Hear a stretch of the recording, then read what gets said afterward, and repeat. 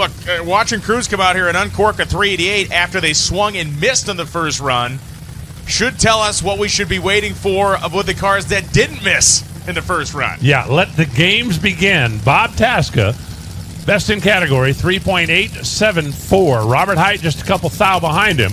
Cruz Pedregon just slid into the third spot. We have already got 5 cars in the 380s tonight. By the time we're through with qualifying, it is potentially possible, is that right? Yeah, potentially, that somebody could run into 380s and not have lane choice Sunday morning. Insane. Insane, but very true. As Jeff Diehl, body up, the SoCal Speed Shop, real deal hot sauce car over there. Drywall, of course, also on the side of the car. And Paul Lee, who has been bumped out of the field. Yeah, well, let Lisa know that we're missing her here at the Texas Motorplex tonight as Jeff Diehl tries to solidify his spot, potentially sneak that Surfer SoCal car up into the 3-second zone.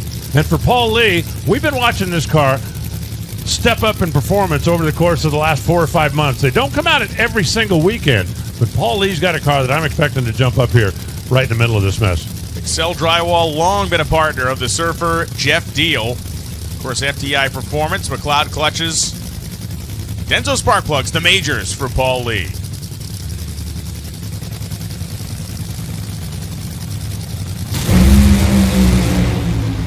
Wow, Paul Lee off the throttle again. Kaboom, Jeff Diehl. And then he goes over there and gets into the wall. I'm sorry, Paul Lee goes over there and gets into the wall. I got my dyslexic lanes backwards. But a big pop down there for Paul. Went over, did a side swipe on the concrete. Looks like he's getting that thing brought to a safe stop down there now. And I think just from our shot here, Alan, it looks like it might have just got the header.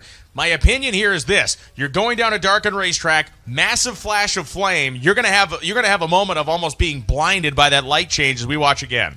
Yep. Watch first on the right side of the screen.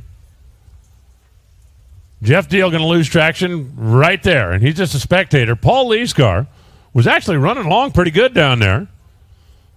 Just before the finish line, kabang. Now, he did cross the finish line before he made contact, if he made contact, so the run would be good. And, yeah, no question, he made a little contact with the wall down there.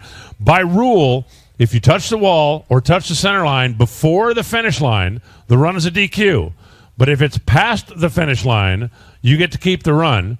And Paul Lee, 398, blowing up that early, puts him in the number 11 spot. It was on a very strong run early, as we saw. The early numbers said that car was going to go likely into the middle to high 80s when it was, if it did what it was supposed to do all the way to the finish line. But for Paul Lee, he is qualified now at 398, and the Richards 444 has been bumped to the number 17 position.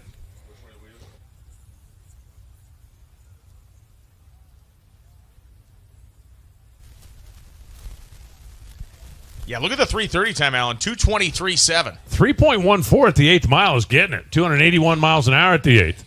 And only 266 at the finish line. So, yeah, that thing, pretty big boomer down there. But that 398, at least for now, going to put him solidly in the field.